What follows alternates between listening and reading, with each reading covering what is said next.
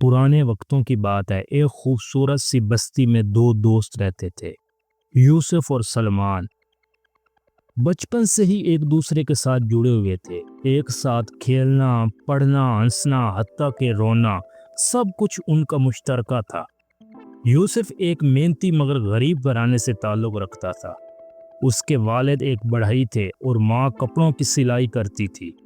یوسف بھی چھوٹی سی عمر میں ہی ماں باپ کا کام میں ہاتھ بٹاتا تھا۔ سلمان کا خاندان خوشحال تھا، اس کے والد کپڑے کا بڑا تاجر تھا۔ دولت، شان و شوکت اور آرام ان کے دروازے کے نوکر تھے، مگر بچپن میں ان دونوں کے بیچ کوئی فرق نہیں تھا، کیونکہ دل صاف تھے، نیک نیتیں تھیں اور زندگی بہت ہی سادہ تھی۔ جیسے جیسے دونوں جوان ہونے لگے، زندگی کی راہیں الگ ہونے لگیں۔ یوسف کا دل سادگی، ایمانداری اور خدمت میں لگا رہا۔ وہ دن بھر مزدوری کرتا اور شام کو بوڑھوں اور یتیموں کی خدمت میں گزارتا۔ سلمان دولت کے نشے میں آہستہ آہستہ بدلنے لگا، اور وہ غریبوں کو نظر انداز کرنے لگا، عیش و پرستی کو اپنی شان سمجھتا اور یوسف کے مشورے کو کم تر جاننے لگا۔ ایک دن سلمان نے یوسف سے کہا، یار تم اپنی زندگی برباد کر رہے ہیں، آؤ میرے ساتھ کاروبار کرو، عیش کرو، دنیا دیکھو۔ یوسف نے کہا، دولت سب کچھ نہیں ہے، دل کی پاکیزگی اصل سرمایہ ہے۔ سلمان اس کی بات سن کے ہنسا اور کہا، تمہاری باتیں پرانی کتابوں کی طرح ہیں جنہیں کوئی پڑھنا نہیں چاہتا۔ چند ماہ بعد شہر کے در و دیوار پر ایک اعلان چسپاں ہوا، بادشاہ سلامت ایک نیا وزیر مقرر کریں گے۔ امیدوار میں دانائی، دیانتداری اور بہادری ہونا لازم ہے۔ پورے ملک میں ہلچل سی مچ گئی، نوجوان، امیر زادے، دانشور سب تیار ہو گئے۔ سلمان نے بھی فیصلہ کیا کہ وہ محل جائے گا۔ قیمتی تحفے، ریشمی لباس، سونے کا خنجر سب ساتھ لے گیا۔ یوسف وہ خالی ہاتھ پرانا کرتا پہنے دعاؤں کے سہارے محل روانہ ہوا۔ دربار میں بادشاہ نے سوالات کیے، زندگی، انصاف، فقیری، امارات، قوم کی بھلائی، سب پر آزمائش ہوئی۔ سلمان نے مصنوعی باتیں کی، رٹے رٹائے جملے بولے، مگر یوسف کی باتوں میں سچائی تھی، درد تھا اور حق تھا۔ آخری لمحے بادشاہ نے کہا، ہمیں وزیر وہی بنے گا جس کا دل خالص ہو۔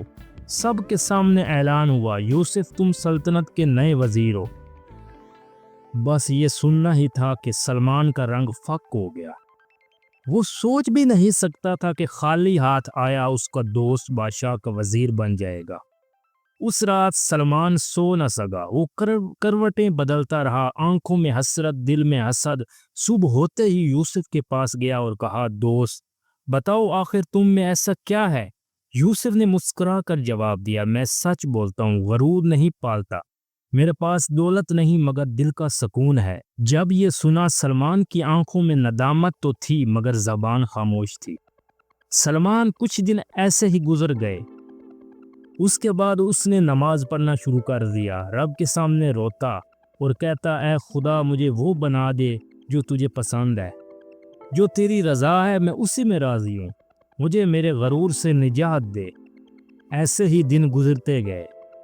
سلمان نے غریبوں کو کھانا کھلانا شروع کر دیا اور اپنے کاروبار کو حلال طریقے سے کمانا شروع کیا، اور یوسف سے قربت بڑھانے لگا۔ لوگ حیران تھے، وہی سلمان جو کبھی فقیروں کو دھتکارتا تھا آج ان کے قدم دھو رہا ہے۔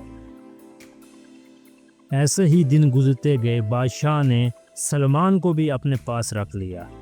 کچھ عرصہ گزرا تو بادشاہ نے دونوں دوستوں کو اپنے پاس بلایا اور ایک خاص مہم پر روانہ کیا۔ بادشاہ نے کہا کہ ملک کے لیے کوئی نایاب چیز تلاش کرو تاکہ شاہی خزانے کی زینت بنے۔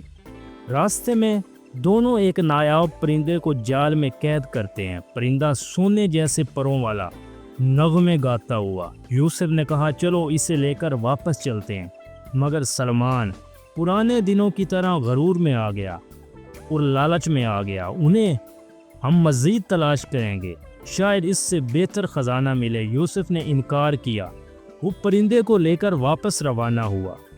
راستے میں یوسف کو شہر کا حاکم ملا۔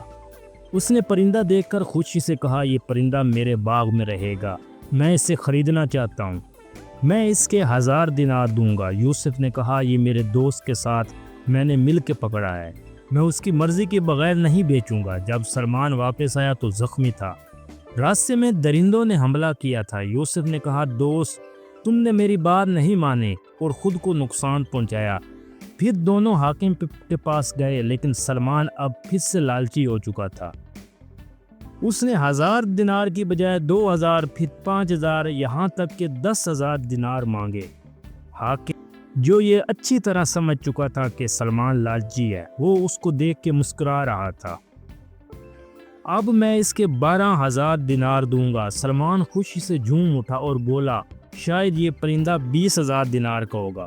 حاکم نے ایک پھر کہکا لگایا، پرندہ آزاد کیا اور کہا تم نے اپنی ہوس کی قیمت ادا کر دی، پرندہ اب میرا ہے بغیر 1 دینار دیے، کیونکہ میں جانتا تھا کہ تمہارا لالچ کبھی نہیں رکے گا۔ یوسف خاموش رہا، سلمان کی آنکھوں سے آنسو روا تھے۔ دونوں دوست محل سے باہر نکلے۔ یوسف نے کہا دوست دولت کا امتحان، تم بار بار ہار رہے ہو، غرور وہ زہر ہے جو روح کو خاموشی سے مار دیتا ہے۔ سلمان نے زمین پر نظریں جما لیں اور کہا یوسف میں پھر سے گر گیا، لیکن اس بار میں سچے دل سے توبہ کرتا ہوں، اور وہ واقعی بدل گیا۔